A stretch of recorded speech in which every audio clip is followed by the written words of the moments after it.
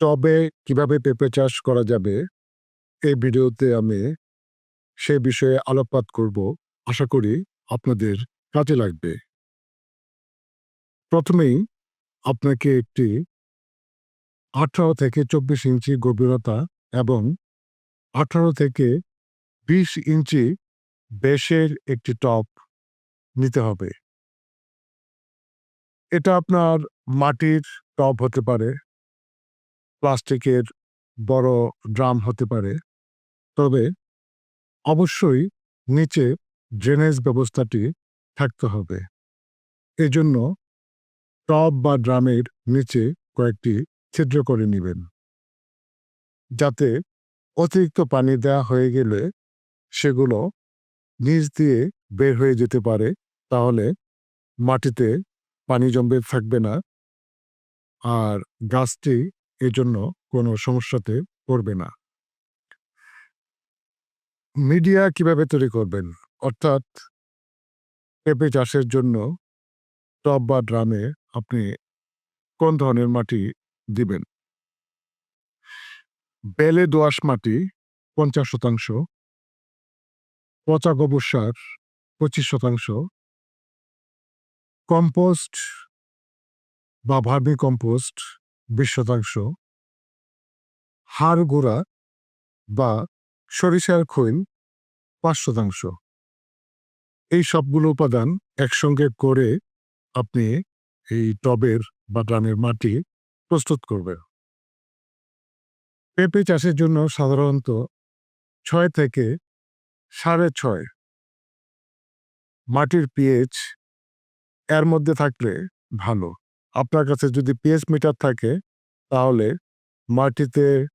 মাটির পিএইচ কত সেটা দেখে নিতে পারেন। ঠিক না থাকলে ঠিক করে নিতে পারেন। আর যদি পিএইচ মিটার না থাকে, এত চিন্তার কিছু নেই। যেভাবে মিডিয়া তৈরি করতে বলেছি সেভাবে তৈরি করে নিলেই হবে।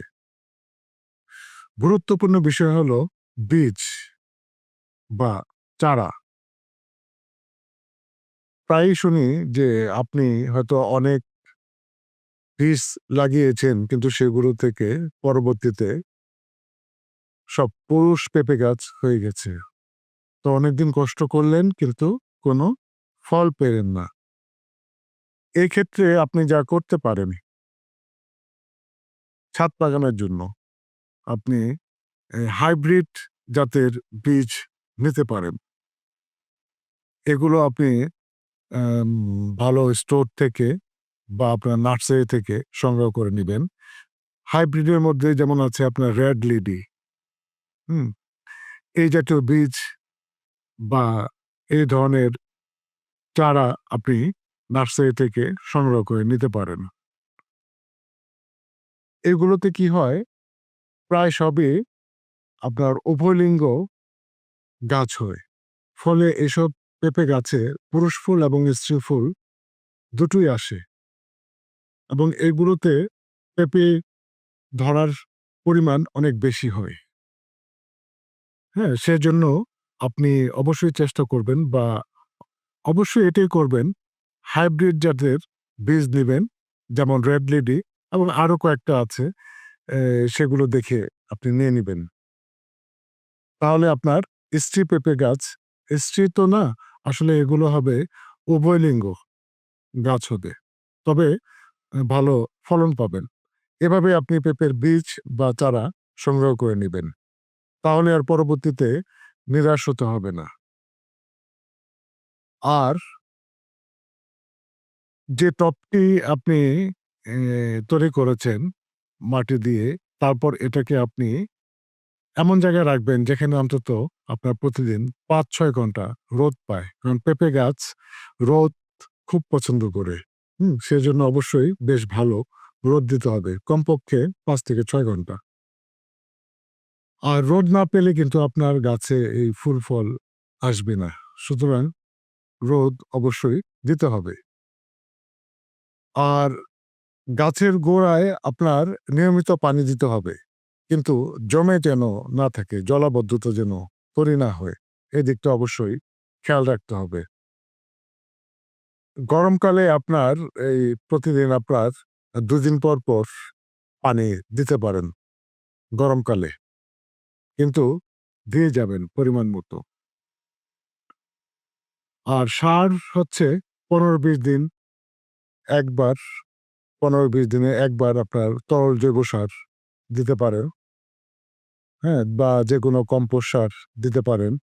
আর গাছে ফল আসার পর আপনার হাড় গুঁড়া, এতে আছে আপনার ফসফরাস, হ্যাঁ? এই সময়ে খুবই দরকার।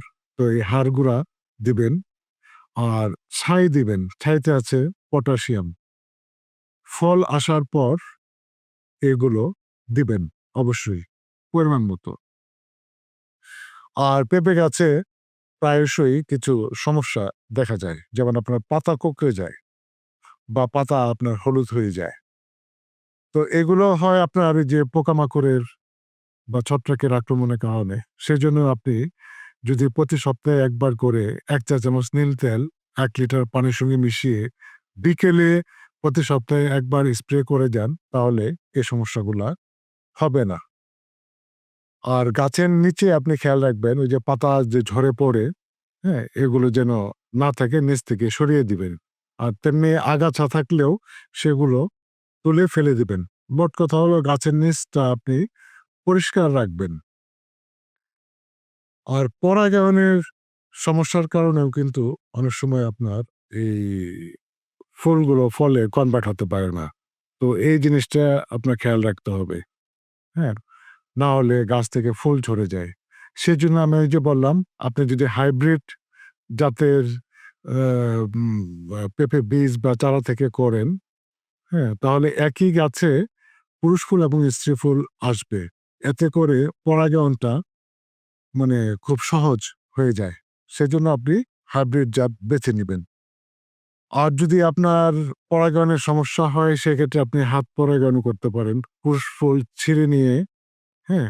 এটা আপনি স্ত্রী ফুলের আপনার ঘষে দিবেন। তাহলে আপনার পরাগায়ন হয়ে যাবে। তুলা দিয়ে করতে পারেন। তুলা দিয়ে পুরুষ ফুল থেকে একটু ঘষে নিলেন পুরুষ ফুলে, তারপরে স্ত্রী ফুলে ঘষে দিবেন। তাহলেই হয়ে যাবে। এটা করে দিলে আপনার ওই স্ত্রী ফুলগুলা আর নষ্ট হবে না। আর এগুলাতে পেঁপে ধরার সম্ভাবনা অনেক বেশি বেড়ে যাবে। আর আপনার আরেকটা বিষয় আছে, এখন কিন্তু আপনার পেঁপে গাছের কলম চারাও করা হয় বা গ্রাফটিং করেও করা হয়।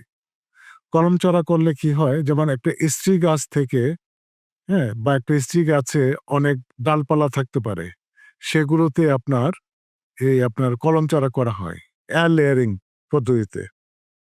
এটা করলে কি হয়? এটার যে চারাটা হবে, এটাও কিন্তু আপনার স্ত্রী পেঁপে গাছ হবে। সুতরাং মানে ফলন অবশ্যই পাবেন। তো অনেক নার্সারিতে কিন্তু এরকম পেঁপের কলম চারাও পাওয়া যায়। এই গাছগুলো আপনার খাটো থাকে, হ্যাঁ? টবের জন্য বা ড্রামের জন্য খুবই আদর্শ। তো চেষ্টা করবেন এই, আর দ্রুত ফলনও পাওয়া যায় এসব গাছে। তাই চেষ্টা করবেন এই ধরনের কলমের পেঁপে চারা সংগ্রহ করতে, যদি নার্সারিগুলাতে পান। তো এইগুলোই হচ্ছে হলো আপনার ব্যাপার। এভাবে আপনি চেষ্টা করে যান। আর কোনো সমস্যা হলে অবশ্যই জানাবেন। আমি আপনাদেরকে প্রশ্নের উত্তর দেওয়ার চেষ্টা করব দ্রুততম সময়ে। সবাই ভালো থাকুন। ধন্যবাদ।